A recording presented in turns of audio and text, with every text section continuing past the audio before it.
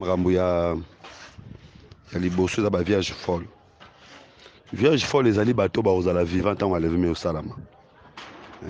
Vierge folle eza teke mutu ayoki liloba nzambe matia nango na misala te akufi bongo azala vierge folle. Non, vierge folle ezali nde baoyo bakozala vivant ntango alevemi ekosalama. Alevemi esalami ekuti bango na bomoi me bazalaki na mwa baproblème, bayebi parole de Dieu, bayebi mambo ya nzambe basambelaka mpe me baza mwa moke distresseke mafuta na bango eza suffisant te.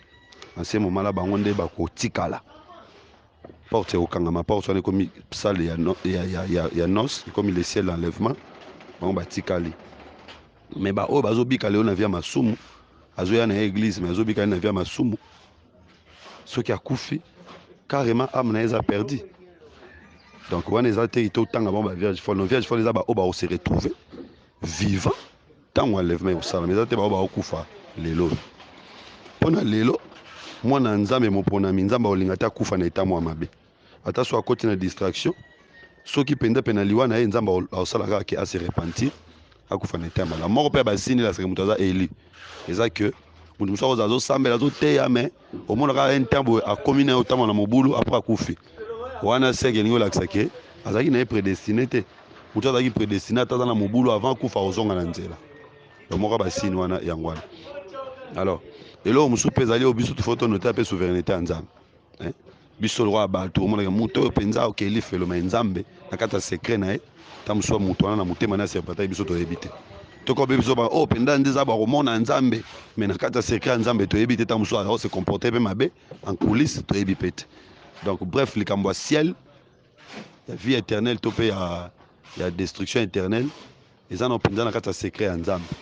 Me na ndenge biso bato tomonaka soki mutu azobika na désordre ata aza na kati ya eloba nzambe tokotanga ye vierge folle te, so akufi bongo na mobulu tokotanga ye vierge folle te. Vierge folle eza nde oyo akozala na bomoi. Alors mpona oyo ya likambo ya livraison ya satan eza mpe tosala mpe débat moko na bandeko moko mosusu eloko wana parce que ekomplikaka bato. Ntango mpona azobake moto aboye bobwaka ye na satana ntina ete nzoto ne nyokwama me molimo na ye emona nzambe. elingi koloba te ke soki abotie moto wana libanda mbala moko molimo na emona nzambe eza bongo te. bazotya moto libanda nde mpo azonga na nzela ya nzambe. soki azongi na nzela ya nzambe to amona nzambe te, nzoto ezonyokwama ntango batie libanda, batie libanda nzoto eno ezonyokwama souffrance wana ya kozala isole. Objectif nango ezali azonga na nzela ya nzambe mpo abika. soki azongi na nzela ya nzambe te akobika te.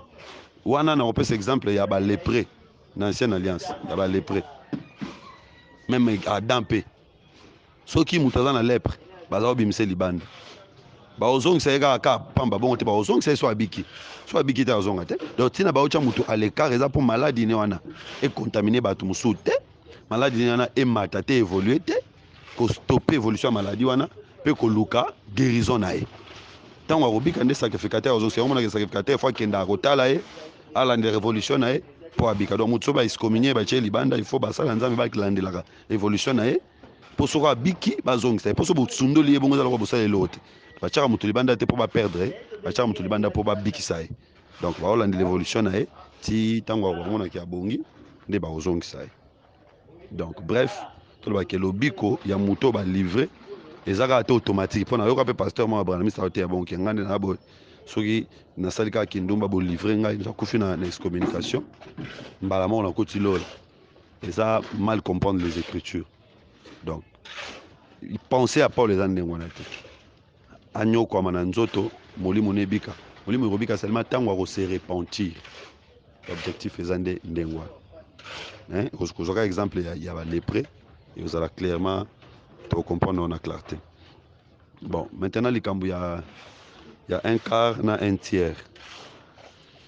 ngambo ya un quart moto azoboma le un quart eza nde l'ennemi, ennemi nde moto azoboma un quart.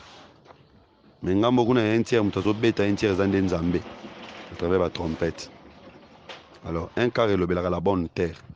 so tali na Matthieu 13 tant Jésus apesi parabole ya bamabele monaki ezalaki 4 terres mais terre ezalaki malamu ezalaki une partie, donc eza un quart.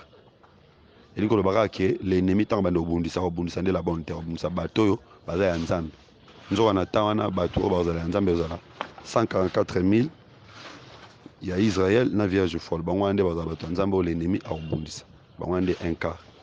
Alors un tiers les en a versé mon Esaïe et un tiers c'est la poussière de la terre dans le verset.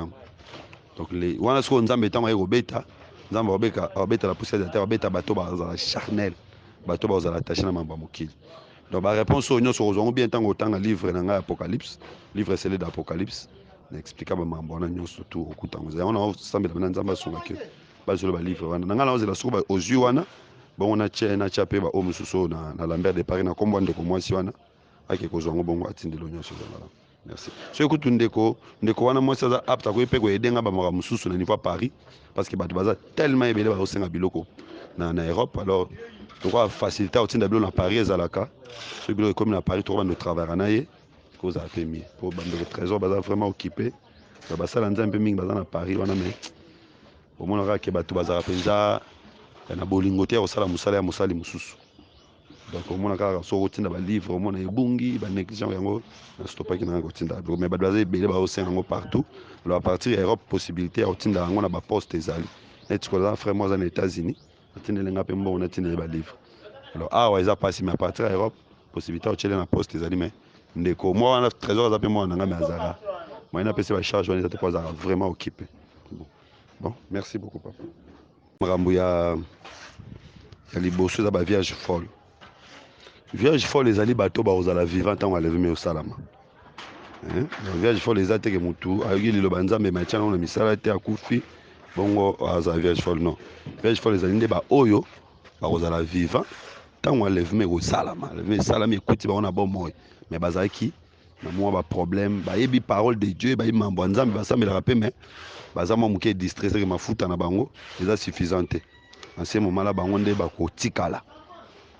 Porte au kangama porte on est comme salle ya nos comme le ciel l'enlèvement bon ba tikali mais ba o bazo bikale on via masumu azo ya na église mais azo bikale na via masumu ce qui a koufi carrément âme na eza perdu donc on est até tout tanga bon ba vierge folle les ba o ba se retrouver vivant tant enlèvement au sala mais até ba o ba kufa lelo pona lelo mwana nzambe mopona minzamba olinga ta kufa na eta mwa mabe ata so akoti na distraction soki penda pena liwa na ye nzamba osalaka ke a se repentir akufa na eta mala moko pe basini la seke mutu aza eli eza que mutu musu azo sambela azo teya mais omonaka un temps akomi na ye otama na mobulu après akufi wana seke elingi olakisa ke azalaki na ye prédestiné te mutu azalaki prédestiné ata aza na mobulu avant akufa ozonga na nzela moko basini wana yango wana alors eloko mosusu mpe ezali oyo biso tofo tonote mpe souveraineté ya nzambe biso lokwa bato omonaka moto oyo mpenza okeli feloma ya nzambe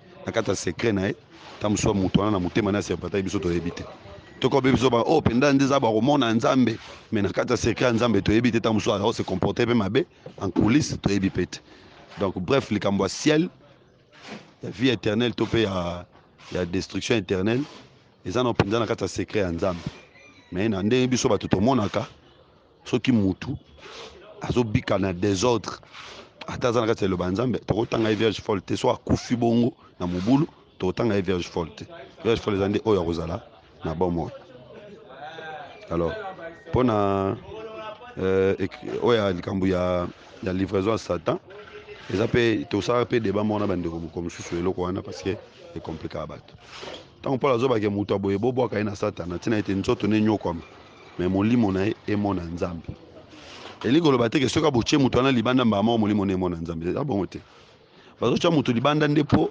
azonga na nzela ya nzambe soki azongi na nzela ya nzambe to amona nzambe te nzoto ezonyokwama ntango batie libanda nzoto eno ezonyokwama souffrance wana ya kozala isole objectif nango ezali azonga na nzela ya nzambe mpo abika soki azongi na nzela ya nzambe te akobika te wana na kopesa exemple ya balepre na ancienne alliance ya balepre même Adam mpe soki moto aza na lepre baza kobimisa libanda baozongisa ye kaka pamba bongo te baozongisa ye so abiki te azonga te donc ntina baotya moto à l'écart eza mpo maladi ne wana econtamine bato mosusu te maladi ne wana emata te évolue te kostope évolution ya maladi wana mpe koluka guérison na ye ntango akobika nde sacrificateur azongisa yango monaka sacrificateur fo akendaka kotala ye alanda révolution na ye po abika donc moto so ba excommunier ba tie libanda il faut basala nzambe ba landelaka évolution